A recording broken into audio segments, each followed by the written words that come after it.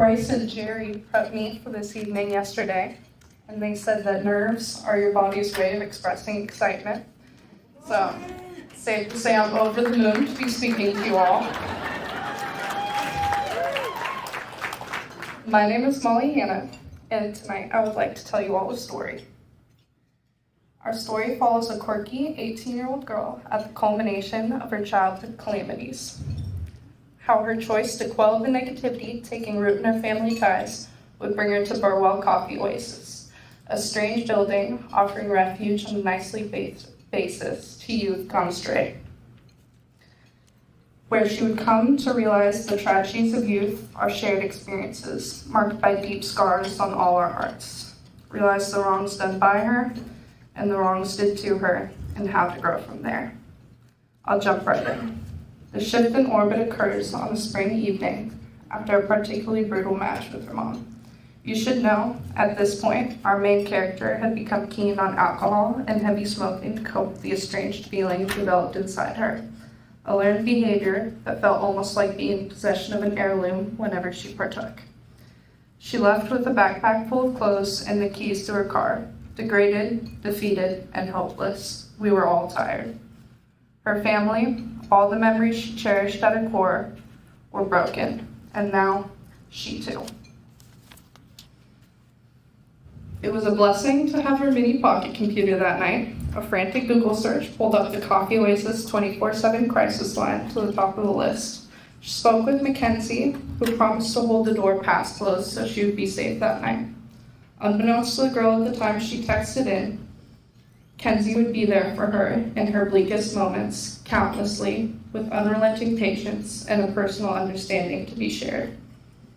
But first, unlike anyone the girl had met in her lifetime, a resident named Sever would show her who a survivor really is and prove to her that she was one too. A day later, Lee, a social worker, would also introduce herself, a fundamental figure who sparked pivotal changes in the protagonist.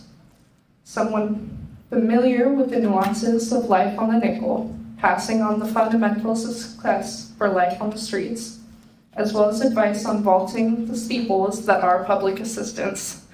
She was an expert in her profession. During this time, though, the greatest relief came during center hours, with its hodgepodge gaggle of characters of all different ages and origins. They gathered together to play games and ponder philosophical questions provided by their atypical, compassionate, and tolerant overseer named Paul, an individual who shared qualities and experiences with the girl, and she aspired to be like him one day. It was the cogs of fate, well-oiled and turning in perfect harmony.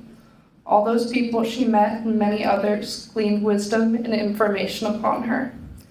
She met kids just shy of her age, engulfed in the belly of monstrous addictions. Kids who explained how their parents had slipped further into the black tide than hers ever had. Now, both mingling in the same pits in search of hope. The girl would get better day by day in her niche. Eventually, she would be clean and sober, graced by the guidance of all who frequented the oases. That girl is me. 2 years and one additional stay later, my outlook on life is now completely different.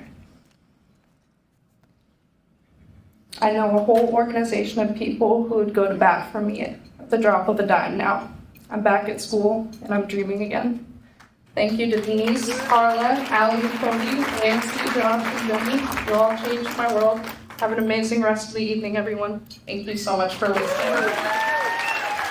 Your call, please. Thank you.